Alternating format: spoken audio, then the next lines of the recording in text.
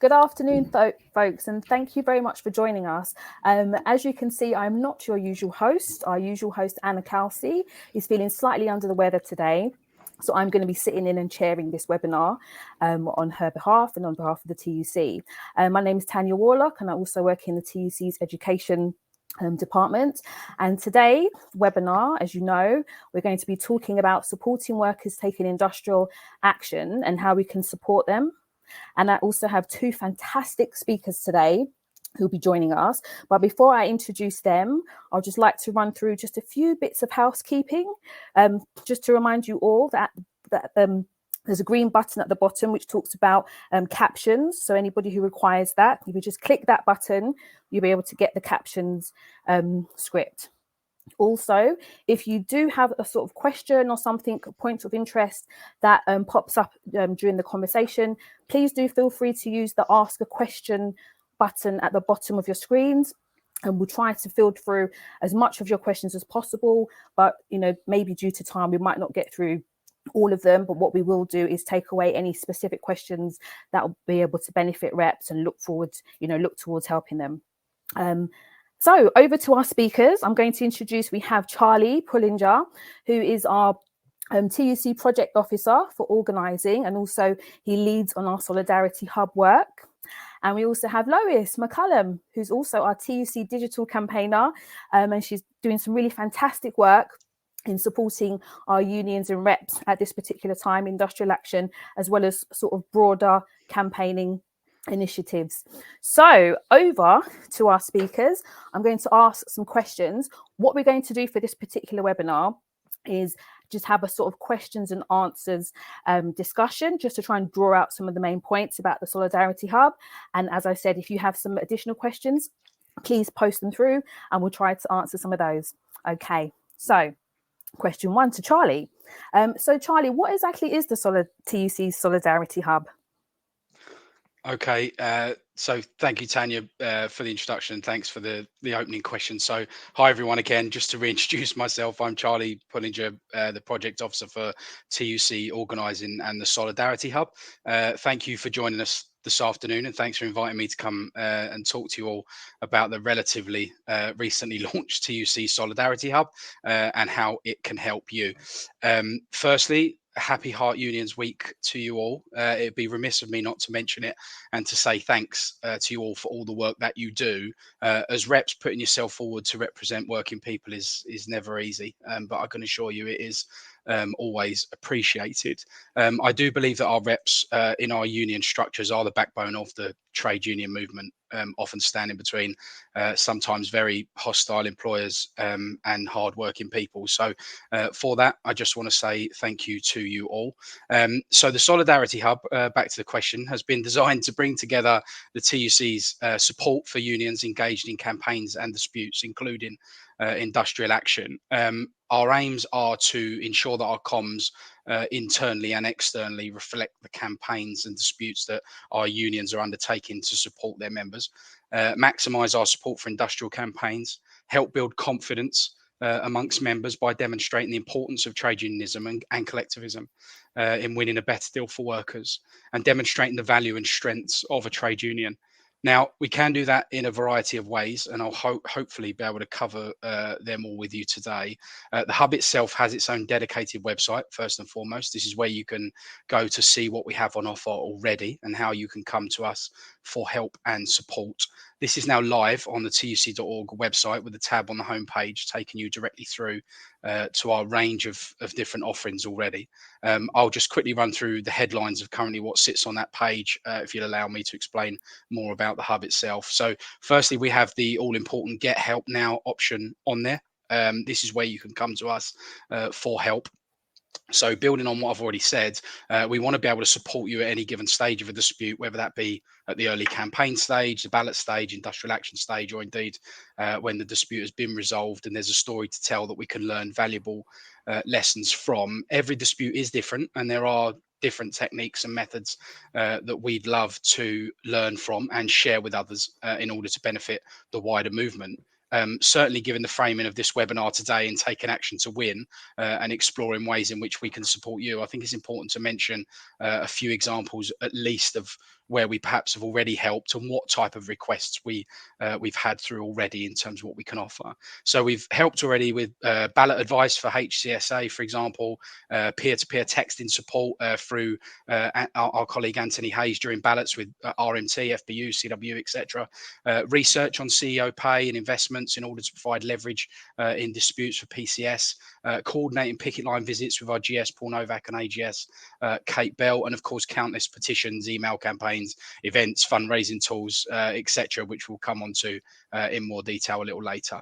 That offer is forever expanding, and we're working with our unions on what needs they have as we go.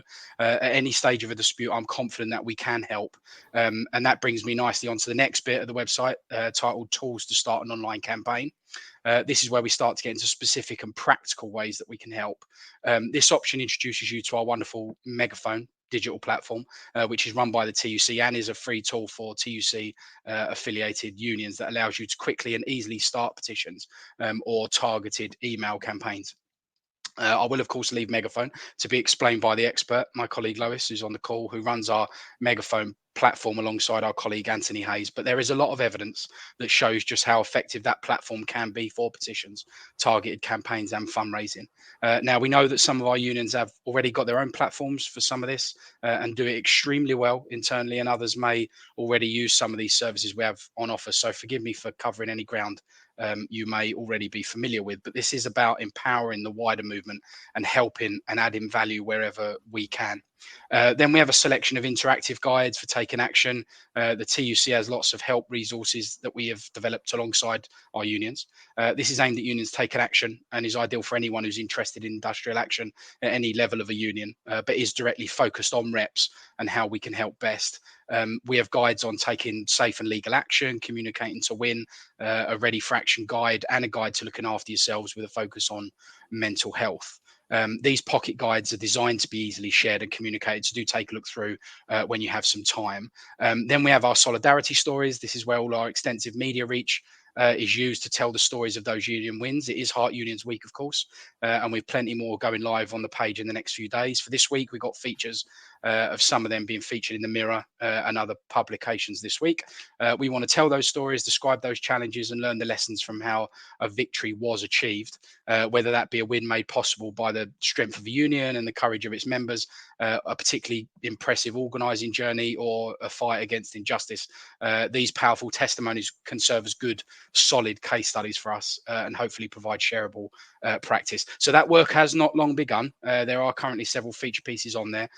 There's one story on there, the longest running strike in United's history at CHEP UK in Trafford Park, Manchester, ended in April 2022 after 5 months. And Gary, one of the shift reps, gave us his 7 steps to strike success. So that's the sort of thing we have on there, all important lessons to learn. So do have a look when you've got some time. Please do send us your stories as well, which we can come on to initially by using the Get Help Now form on the website and getting in touch. It is, of course, important to mention just before I finish that a lot of solidarity work is already going on and has been for some times in our regions across the country. This may be in the form of picket line visits already, organising speakers for events, featuring in our regional newsletters, social media support, and much more. That work will, of course, continue and indeed grow. But now through the Solidarity Hub, we're widening that offer and going even further. So that's the Solidarity Hub as it stands. As mentioned, this is early days. There's plenty more upcoming additions to the site, which I'm sure will be of interest to you. Brilliant. Thank you so much, Charlie. And please, sorry, big apologies to Tina. Just to say, we will do our best to speak really slow, or slower, because we know as a captioner it's really hard to capture our words, especially with Charlie and myself, because we do speak quite fast naturally. So big apologies. And if you have missed any of the text, don't worry, people, because what we will do after the webinar, we will usually send you the usual link for the webinar so you can listen back later. Just in case if you've missed anything that's popped up. Also, thank you to some of our colleagues who have been posting some really useful links in the chat to the Heart Union's websites and a few other things as well. So I think that might be a nice segue into the second question. Again to Charlie, second question. How can I contact the TUC to let them know of upcoming campaign activity or industrial action, and how can I ask for help? slowly, remember. Yeah, I will go slowly. My apologies for that as well. I tend to talk fast when it's a subject I'm quite passionate about, and I've got quite a lot to tell and fit into a short session. So I promise I will try and go a bit slower. Thanks, Tanya, for that question. A very important one indeed. To follow up from mentioning the Get Help Now option on the website already, I'll dig a little deeper into how you can ask for help. On the website, when you click on the Get Help Now button, there is displayed a very easy to use online form already, which allows you to request help and let us know about your dispute. This form can be filled in by absolutely anyone at any level of your union, be it a member, rep, senior official, member of staff, whoever that may be. I'll ensure that person is contacted to verify the dispute or campaign details. And then with the relevant union as well, we can start to get to work on how best we can help you.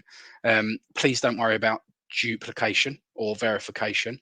All inquiries through the Get Help Now will be verified with the union and entered into our comprehensive dispute intelligence database, which I can come on to in more detail, but that's an internal mechanism at the moment. So just to mention it for now. This Get Help Now button is important to us for three big reasons. Firstly, it may alert us to a dispute we haven't already picked up on yet. So as you know, we're at a time of heightened trade union activity.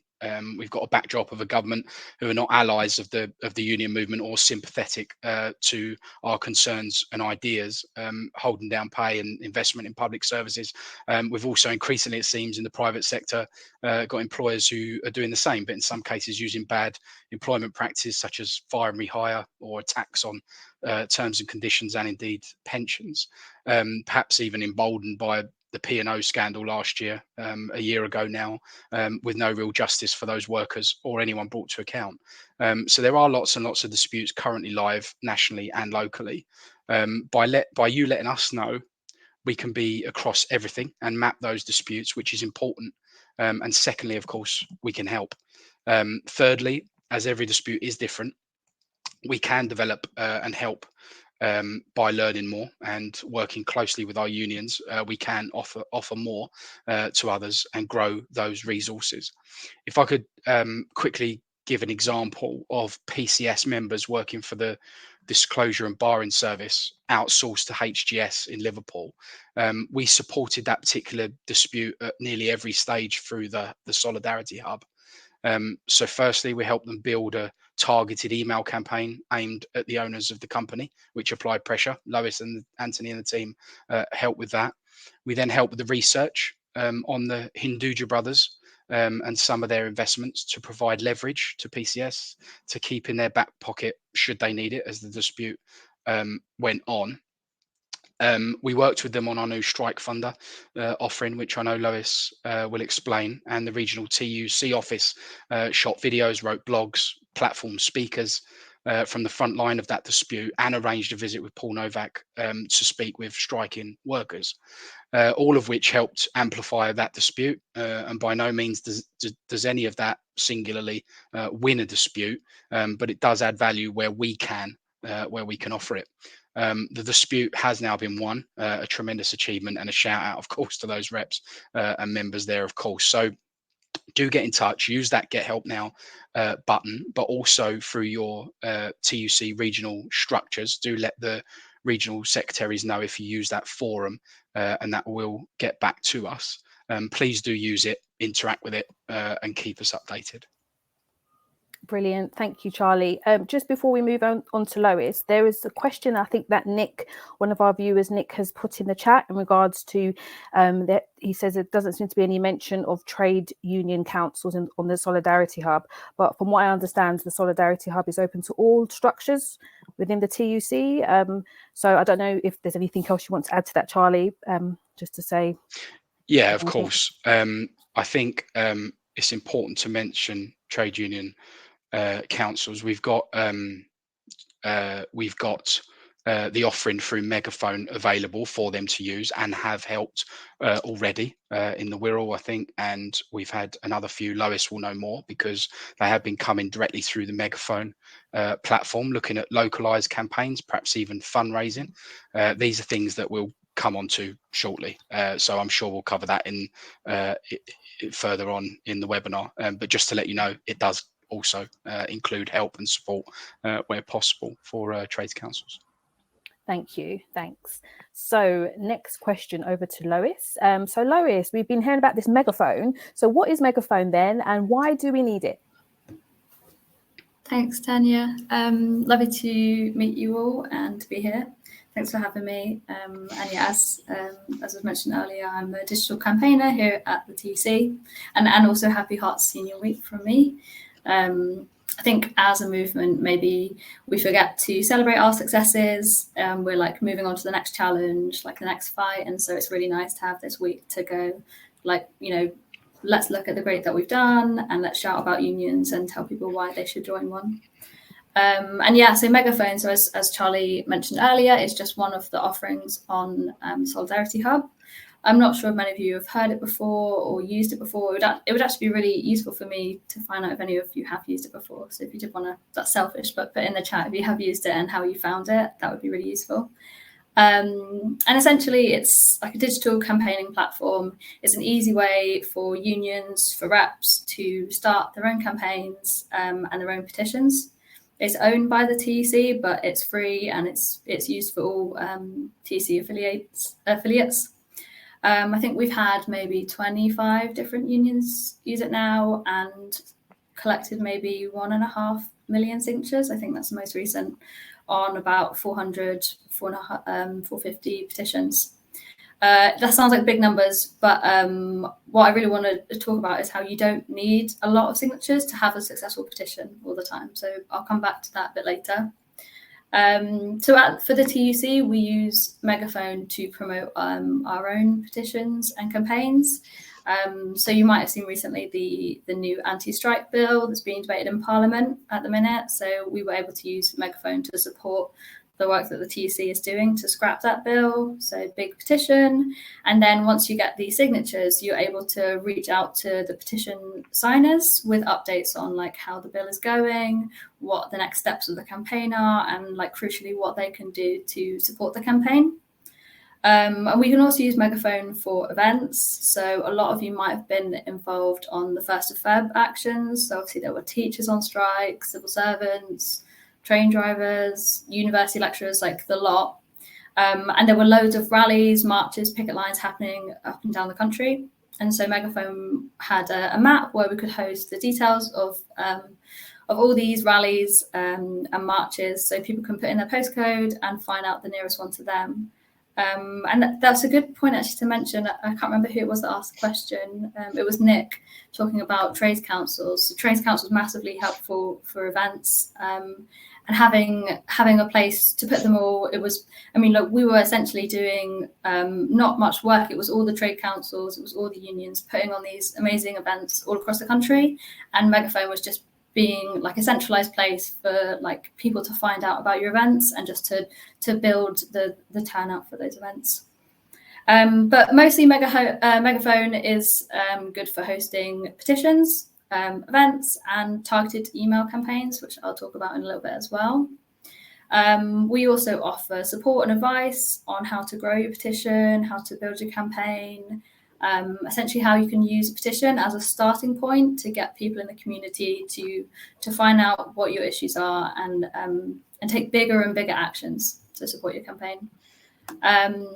One thing I probably should have said at the start, but everything I talk about today, it kind of aims to complement all the hard work that reps and members are doing in disputes, in your campaigns. You know, digital organising is an addition to that. It's not the campaign itself. And like the things that you do on the ground, the face-to-face conversations, they're like completely irreplaceable.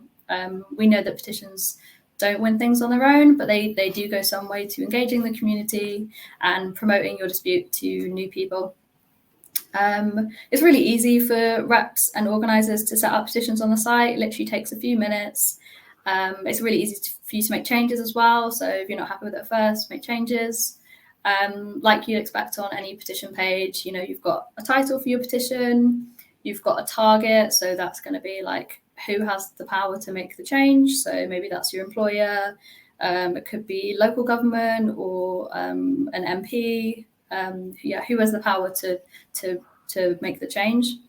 An image, and then crucially some text that will say like what is it that you want to change, and like why is this issue important. And that's Megaphone in a nutshell, really.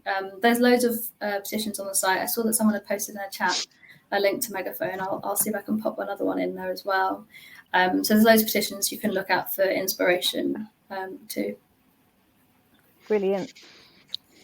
Thank you, Lois. So just to say, I did just literally while we were talking, just try to set up a quick poll. Usually we give people more notice and set up a poll and try to get you to engage from the beginning. But it's just useful to know that not more people have probably not used it. You've probably heard about it. I think a message from Kate and Lawrence in the chat, they said it's easy to use. They've never used it, but they've observed campaigns. So, you know, that's why we're hoping that you'll be able to benefit from our session today. And my colleague Ian has helpfully posted it in the chat, the link for Megaphone. So you can just have a little look at that and just have a look at some of the campaigns as Lois has nicely lined out. So back to Charlie now. So I'm joining this call as a rep, for example, in the workplace. So how does the Solidarity Hub help me in that instance? Okay.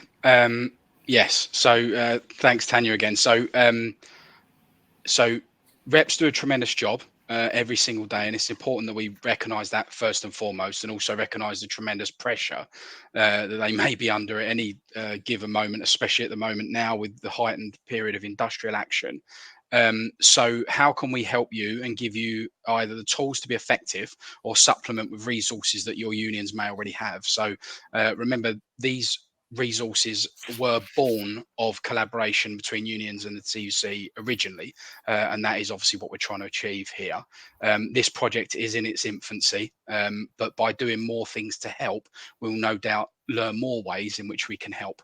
I've already had some tremendous feedback from various regional meetings I've been invited to recently with suggestions on how we can continue to grow the Solidarity Hub, and I'd love to hear more of those suggestions as we go. But in terms of help right now, Lois, of course, has mentioned the digital platform, the very important digital platform, and how that can add value. I've covered the direct help we can provide, but I think it's worth going into the online learning modules a little briefly, if that's okay, which are directly aimed at reps, because this is about getting unions winning in the workplace. These were designed by reps and for reps, knowing the time constraints they have at the moment. So handy little pocket guides on organising in some cases, and visually easy to use online modules in others. So we have the Ready for Action guide first and foremost. Do have a look on there when you get time. If you're using the Ready for Action guide, then your union would be preparing its members for effective industrial action and at the early stages of a dispute. This guide will help you through that process and take you through how you can use your union's strengths, how to involve members, and develop action plans. We are conscious that so much action is being taken at the moment, with working people obviously pushed to the limit. Some may have never taken action before, or might be anxious or worried about the implication of taking strike action, and this guide will help. We have the Looking After Yourself guide, which is something very close to my heart. This is 10 really important ways to support mental health during industrial action, particularly extensive, prolonged industrial action. This means that even as a rep, recognizing that you need to safeguard yourselves while supporting members, as it can take a toll on your well-being as well. The first step, learning how to talk about it, learn how to break the stigma, using support networks, and we've got lots of getting help contact details on there as well. In some cases, life-saving resources. It's important to talk about mental health, and hopefully this guide can help you do that with members. We have a Talking to Members guide following that. Industrial action is, of course, a last resort, and some members, as I've mentioned, may be nervous. as reps listening to members, giving honest advice, encouragement, support. This guide will help you have those conversations in the workplace. And then communicating to win, which is a guide that will help you prepare for the challenges of keeping your comms effective. Some of our unions are incredible at communicating and engaging with their members in a variety of ways, and that reflects with some of the phenomenal ballot results we've seen lately from CW, RMT, UCU, FBU, to just name a few. Some use social media, WhatsApp broadcast lists, and other internal mechanisms to deliver quick and up-to-the-minute updates to their members. But it's important to remember some workplaces are no workplaces at all, with increasing home working for some, satellite working, remote working. Some go days without seeing colleagues or reps or a convener. So this guide can help with effective communications and different methods. That offering, of course, is expanding always. We also have, last but definitely not least, organising and an online learning module on workplace organising and campaigning.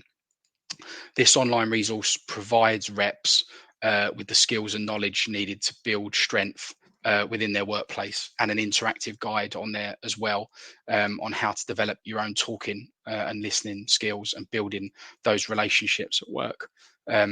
We've just launched a new guide as well on basic industrial action law called Act Loud and Legal, which is intended to introduce reps to the basic industrial action laws and help manage picket lines legally and support picket lines safely. Again, we're expanding on this offer, and there is something else I can go into in more detail a little bit later, which is also going on there, which relates directly to reps in the workplace. But as a rep, these are some of the resources that we currently have available. Great, thank you. Just on that as well, just to say we have posted a link in the chat to some of those resources, and a question has come through from somebody, Douglas from the Bakers Union, and in relation to how their union has been empowering their migrant comrades, and they deal with a sector of industry that has a high level of migrant labour, and his question is in relation to what help or what can you do, or what can the TUC do to help us provide translations? I suppose I could answer that because I work in the TUC education department. And what we will probably have to do, because we've just finished these resources in the English versions, we haven't been able to scope out at the moment the level of interest in terms of providing translations. But again, if you perhaps could contact us maybe after, and we can see like what the level of engagement is and what sort of languages you were thinking, and then that way we should be able to might be able to provide something at that particular stage. So just get in touch with us. I'll put my email in the chat after. Great, thank you. Just going back to Lois in terms of megaphone, just wondering, some of those things you were talking about, do the petitions actually work? Is there like evidence of that, and how important can they be? And have we got any evidence that they are actually making a real difference? That's it's a really good question. I think it would be remiss of me if I was to show up on a call and say, "Don't worry, set up a petition and you'll get your pay rise, or you'll get your sick pay." It's just not how things work. So it's a really good instinct to be skeptical about petitions before you use them. Petitions can't win campaigns on their own, but they are such a useful aid to your campaign. It's just one of the ways to add value, and it can also be a really good starting place. So I've got quite a number of reasons why petitions are useful, and then with them there kind of come examples. So bear with me while I kind of shove in some examples along the way in answering this question. So first off, I think petitions are really good for information sharing. A petition is like a very clear, obvious place for members of the public or workers in your workplace to go and find out like what you're campaigning for, and see in really clear terms that the things that you're asking for are reasonable and that you're determined to have them met. Like it's a really quick and easy way to introduce your issue to the community and build up support for it. Petitions are also like quite good conversation starters. So let's say your aim for your campaign is that you want to build membership in your workplace.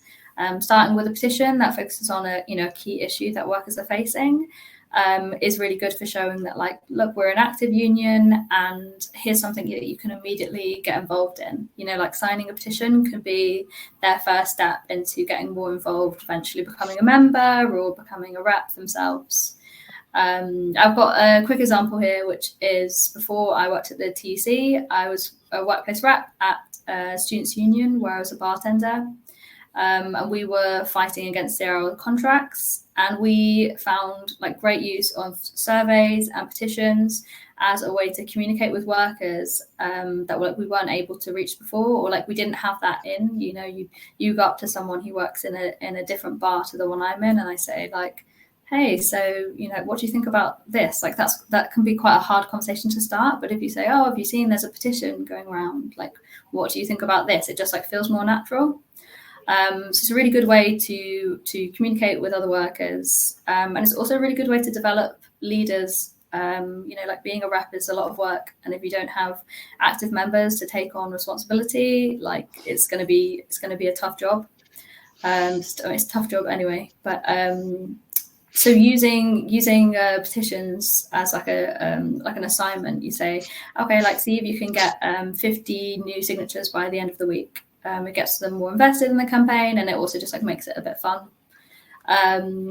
Also, crucially, when you get someone to sign a petition, they're giving you their contact details. They're saying, yep, I want to find out more about this campaign. So you can continue to communicate with those people. And so you're essentially building like a big list of supporters who can take big actions. So that might be turning out to an event that you're running, or attending a meeting, or writing to an MP about an issue. Example here, in Hackney, there's a local campaign going on in London. It's a library where the staff are facing job cuts. So they started off with a petition, gathering signatures, building support, and then eventually they said, actually, we'll do a petition sign, a hand in, we'll get all the names printed and we'll physically hand them in to the council, who are the ones who could reverse these cuts or stop the cuts from happening. And they turned this petition hand in into a sort of a rally, and were able to reach out to all the petition signers and say, hey, can you come along to this event? And then they did, had a great event. The library staff are now actually on strike now, which is very impressive. And they were able to use their email supporters and encourage them to come down to the picket lines. It's just like the internet is basically a really big place, and there are so many people that want to support your cause or want to support your workplace. But like, where do you find them? Like how and when once you find them, like how do you hold on to them? And petitions is just a really solid way to like get a pool of people who want to stay invested in your campaign and show to your members, like, look, the people care about this issue, like the community is behind us and we're going to win. They're also really effective in small disputes, especially in cases where like your kind of main ammo is reputational damage to your employer. Like they don't want people to know that they don't pay well, or that they don't have this good policy. I haven't got the exact details for this example because it was before my time, but I know that there was a dispute. I probably wouldn't be able to say it anyway, but there was a dispute where one of the conditions for management agreeing to the demands of the workers was that they take the petition down. Like, so clearly the petition had something to do with it, and that they didn't want anyone to see that petition was going around. So we really are thinking about like, why is it that you want to use a petition? Like, who are we trying to put pressure on? Are we trying to build support? Are we trying to build membership, bring new people into the campaign? They're also very good for bringing in media attention. It's just another way that someone might spot something and then get in touch with you about it. I know somebody mentioned something in the chat, I think it was Sue, forgive me if that's wrong, was talking about a group of tutors who were self-employed, which meant they're like quite isolated and there's no union presence. Digital campaigning in general, but also petitions is so useful for bringing people together. I think you know, the face-to-face organising, so important and irreplaceable. But like when you can't do that, i.e. when people are working from home all over the place, or like during the pandemic when people can't meet up in a physical workspace, like having those digital tools and ways of interacting with each other, whether that's, you know, WhatsApp groups and things that unions are already doing, or these like digital tools that we're able to help with at the TUC, just are vital for getting a campaign started. And then one final thing I just wanted to talk on briefly is targeted emails. I'm not sure if people have heard of them before, but essentially it's like a pre-written email. It's addressed to your target. So let's say, you know, you're running a campaign to get you know, better pay in your workplace.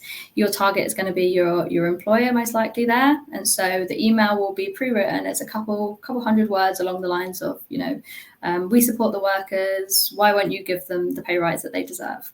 And so when someone, a member of the public or a worker, signs their name and email like it would be a petition, this email they've written goes out to the employer, and then you can have a situation where basically an employer is getting flooded with emails from the public telling them support your workers, give them a pay rise. So union organisers use this a lot now, especially maybe like in the lead up to a big meeting they're going to have, like a management union meeting, as a way to put pressure on. And you can also use those targeted emails for maybe councillors or MPs, basically whoever has the power to meet your demands. But yeah, I think petitions, like they might not last forever, and it's understandable to be skeptical of them. But for right now, they're a really great digital tactic for unions and rep to use, in my opinion, at least. Thank you. Thanks for covering that, Lois, and providing those really good examples. Just to follow along from that, in terms of Megaphone's other sort of usage, a lot of unions have been requesting help with fundraising. Can the TUC offer any support around that through the Solidarity Hub? Yeah, absolutely. This is like a relatively new tool that we're piloting. Going on strike, obviously very expensive. Both to the union, but mostly to, you know, the individual who's taken a cut in their pay to go on strike, and already difficult time, you know, especially if you're campaigning for a pay rise and you're having to take a pay cut. That's tough. So when thousands or hundreds of people get together and they give a small donation, like that can be such a good way for members of the public to show like practical solidarity with workers who are in struggle. So Strike Funder is this kind of a TUC initiative, and it's a way to collect money. This might be collecting money to go into a campaign fund. So this might be for workers to kind of buy resources needed to fight like a really, really effective local campaign. Or it might be like a hardship fund for striking workers who are struggling. And essentially it's just massively valuable for your members to know that like the community has your back during a really tough or long dispute. But I've actually got a really good example of how we use Strike Funder in Yorkshire. I think there was, I want to say 600, maybe 650 Arriva bus drivers. They were on strike with Unite, and Unite had launched a crowdfunder appeal with Strike Funder. Essentially asking people, can you chip in a couple of pounds to buy a coffee for a striker? Something to like a pick-me-up, something to keep them going, keep up the momentum during quite a long strike. And like I said at the start, like this is a pilot tool, so we're still discovering like how much money to expect people to donate, how many people want to donate, you know, do they like this idea? And basically there's like a massive appetite for it because they ended up raising £3,000, you know, definitely enough to buy coffee. So they thought, okay, let's scale this up, like let's do something bigger for these workers. And so with that money, they hired an ice cream van, and then they toured all of the pickets in the region with this ice cream van that was delivering like campaign materials and ice cream for the workers on a really hot day. it was just like a really good boost, essentially. And that's not gonna save the world. Ice cream is not gonna save the world, but it's a massive boost for workers on a picket line to like see the community come together and do something to show that they support them. Like simple acts of kindness, like you can't underestimate the value in them, really. So Strike Funder is another one of many things that you can ask for help with through the Solidarity Hub. So we can offer help for running like your own campaigns, or potentially do it ourselves. It just depends really what works. Brilliant. Thank you for those examples, Lois. So Charlie, just thinking in terms of where we are now, obviously we've gone through quite a lot of information for our reps on the call to take away and digest and to share. So just for now, what more can we expect from the Solidarity Hub over the coming months? Okay. So the Solidarity Hub is expanding and evolving, like I've said before. So the framework is now in place in terms of centralized support, and those resources are easy to access. By introducing it to you now and more over the coming weeks and months, I'm confident it will grow and develop. By learning by each dispute, the trajectory of every different dispute, we can further understand then what techniques and methods win for workers. We can then increase our understanding of effective organising outcomes and relationships between disputes. I did promise I'd mention the dispute intelligence database, so I'll just quickly touch on that. We've spent the past 8 weeks building a thorough and detailed dispute intelligence database, which is for the TUC internal use. It's now live. It tracks different union disputes from 3 important stages: pre-ballot, industrial action, and then of course hopefully a union win and resolution. We bring this, so we use that database for our media work to amplify disputes, working locally, regionally, nationally to bring people together in solidarity. We can also take organising lessons from that to use in any future TUC education offerings and build new ideas and methods of effective campaigning, trying to learn as much as we can as we go. This data is obviously only as good as the information we hold. We're currently expanding our contacts between unions so that information can be quickly verified and updated regularly. We know it will never be truly 100% up to the minute, but it will be the first time the TUC has been able to capture and map the majority of union disputes, and what a time to do it. The database informs the work of many TUC departments internally. Paul Novak, our General Secretary, made it quite clear at his first Congress address back in October that it will bring the TUC closer to unions and with a more industrial focus.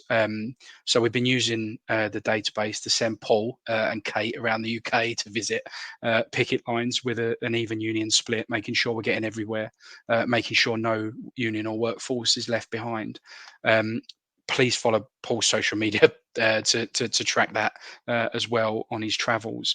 But it's not just picket lines either. The Solidarity Hub is not just effective when unions are in dispute, but also in campaigning. And we want to know about those campaigns as well. We use the database to inform Antonia Bantz's Friday email to all union communicators. I think that goes to just over 300 people and beyond in the movement and beyond. In this email, we break down unions that are in dispute, where and when, and encourage solidarity and support.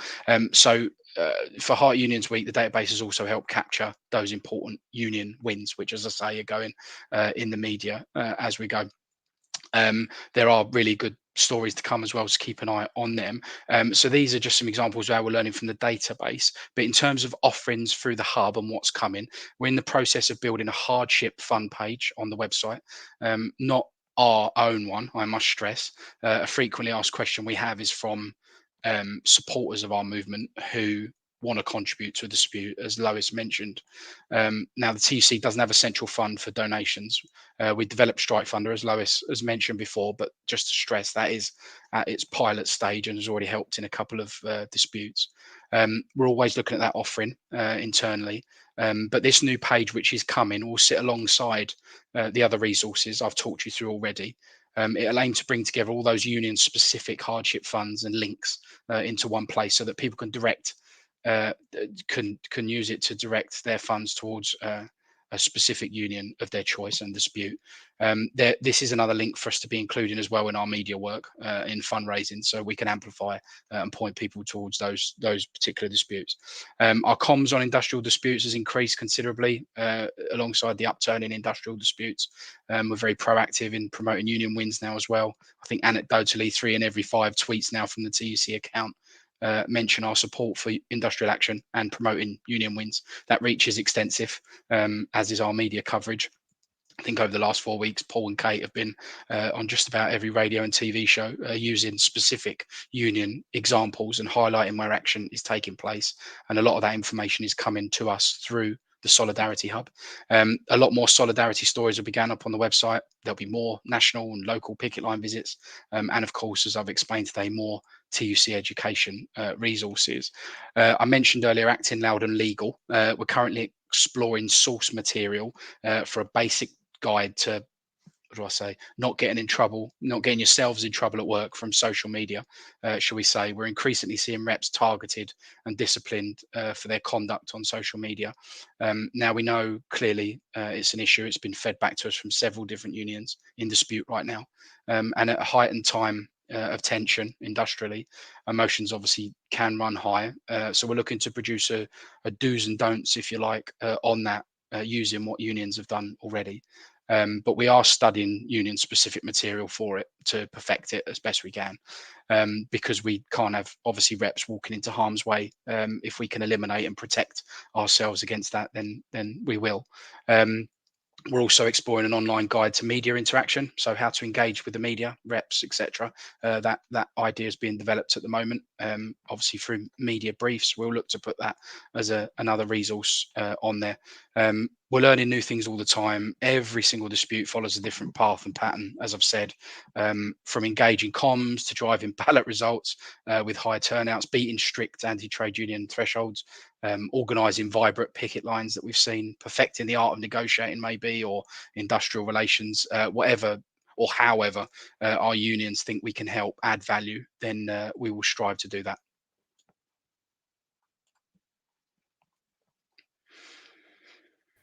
Thank you. Sorry, just forgot that I was on mute. Just thank you very much for that. I was just thinking now in terms of just some other general questions that have just come through to me directly from people on the call, but just directly. Some people have asked, so if my union is not in dispute, what can I do? What can I get from the Solidarity Hub? Could I perhaps ask maybe Charlie to answer that first and then perhaps Lois after? Yeah. That's a great question. Thank you.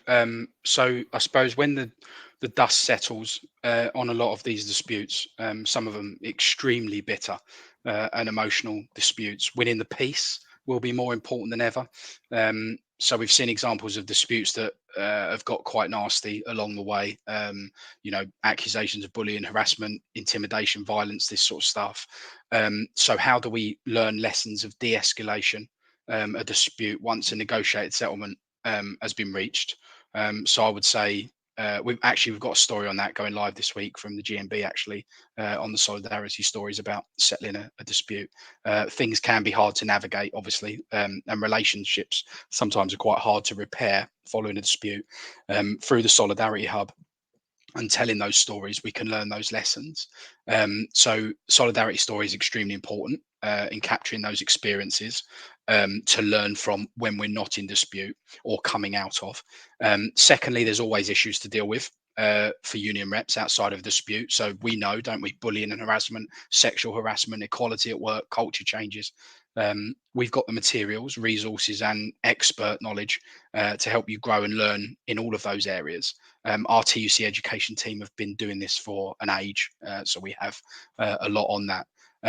Finally, I would say, it's a good question. Finally, I'd say that really the struggle never ends, does it? We're never too far away from a new CEO, a new board of directors, a new government coming along, tasked with, ideological changes, perhaps to hard fought terms and conditions or reducing pay, rather than seek to grow a company or product or services. They might look for, a quick buck and turn their sights on the workers. They're paid too much, or they're too labor intensive, we've got to change it, whatever excuse they give. It's more often than not the working people then become the target. So we always have to be ready always have to be ready. So in the last 6 months, we've seen unions balloting their members as well, who haven't maybe taken industrial action in a generation. So it's ensuring membership records are up to date, maximising engagement, giving members confidence in the structures, and of course staying organised. I've already explained some of the ways that the hub can directly help with that. But let's be honest, a lot of reps, even on this call, have been working around the clock on recent disputes, ensuring maximum attendance on picket lines and campaigning and getting the voices heard from that dispute, organising meetings, even all those important things. So some time away from that direct action when the dust settles gives reps a little bit of time and chances to explore the plethora of organising material, reps training, case studies that we will have through the Solidarity Hub and of course TUC Education. So the Solidarity Hub will grow depending on the experiences we have. And yeah, there's immense value, I believe, in the Solidarity Hub, both in dispute and out of it. Sorry, Lois, if I've taken all of the examples. No, not at all. Just not too much to add there, like echoing what Charlie said about, if you do have a spare minute, if you're not in dispute, like so worth taking a look at the resources on Solidarity Hub, on Megaphone, familiarise yourself with it so that like when it does come to something, you've got it in the forefront of your mind. Oh, I know that there's something that could help there. And only just to say that you don't necessarily have to be in like a pay claim dispute or about to take industrial action to find value in kind of using digital organising tactics. I know that there was a really successful campaign, again, I think it was Unite, who they used, they ran a campaign about an individual who had lost their job. So it was, I believe it was a bus driver called Tracy. She'd been dismissed because I think the manufacturers at the bus company, they had changed the specifications of the bus, which meant that her height, she was no longer tall enough to sit at all of the vehicles. And this is obviously not her fault. This is a choice that the company has made. She'd worked there for something mad like 37 years, I think. And then they ran a campaign, including, but not limited to, a really popular petition, and she was reinstated. So, it's examples of not necessarily having to be in a big industrial dispute to find value in petitions. Like, depending on obviously the individual who is dealing with that redundancy or not redundancy, even being just straight out fired. Depending on how that individual wants to take it forward, you can definitely use petitions for other things, or you might even want to be campaigning about a policy in your workplace, proactively, that you want to change, that you're not happy with, a joint community campaign with trade councils or other local unions. Loads you could do, basically. Yeah. Brilliant. Thank you for some of those examples, and we look forward to the next sort of stages of the Solidarity Hub. We have another question in the chat from Nick, who in relation to the strike map, he mentions that he knows that the strike map kind of advertises non-TUC union disputes, and his question is, does he thinks maybe the Solidarity Hub is just replicating the work of mapping disputes? Could I ask Charlie just to perhaps answer that sort of question? Yeah, of course. We're not trying to recreate strike map. As I've said, this is the dispute intelligence database is an internal mechanism to help and support unions as best we can internally. It's the work that is going on there is obviously direct people towards picket lines, which is extremely effective, and that is not what we're talking about here. We're talking about recording disputes across a journey, learning those organising lessons, and also behind the scenes helping unions as best we can. The Get Help Now section's obviously on there so that people can alert us to new training needs or support needs, and we will deal with them on a one-on-one basis. I mean, in answer to that, there's no replication or recreation. This is the database is an internal mechanism to keep us informed of every area, region, nation where there's dispute activity going on and what we can learn from it. Then through our wonderful regional newsletters, network connections, and committees, we can spread that information. And of course, I'll work with trades councils, which was mentioned earlier, and we can make sure we organise as much solidarity as possible through that method. Thank you for that. And yes, and of course, I think the fact that Strike Map doesn't kind of advertise TUC affiliates sort of disputes as you know, in general, I think that the point is the TUC Solidarity Hub is specifically for coordinating our affiliates' work and trying to bring us all together and maintain that solidarity. So thanks for that question, Nick, and thanks, Charlie, for answering it. So folks, I think we've kind of come to the end of the main sort of points for our session. So I think any other questions you have, we will try to answer them perhaps later on in a different platform, etc. And as I said, all the links in the chat, we will send them through to people afterwards, later today or early tomorrow, and you will get a link to the recording. So I just want to say thank you to our speakers. But before we go, I just wanted to give Charlie the sort of last sort of words just to wrap up this particular session. Charlie, is any final words you want to share with reps? Yeah, I think I'd probably just stress that, remember, please, this is early days. We are developing things quickly because of the need to move quite fast, given the nature of some of these disputes at the moment, and help and practical support that's required. But we are listening, and we have activated that Get Help Now page on the website, which is live and ready to use, so that we can look at the different needs you may have, as I just mentioned.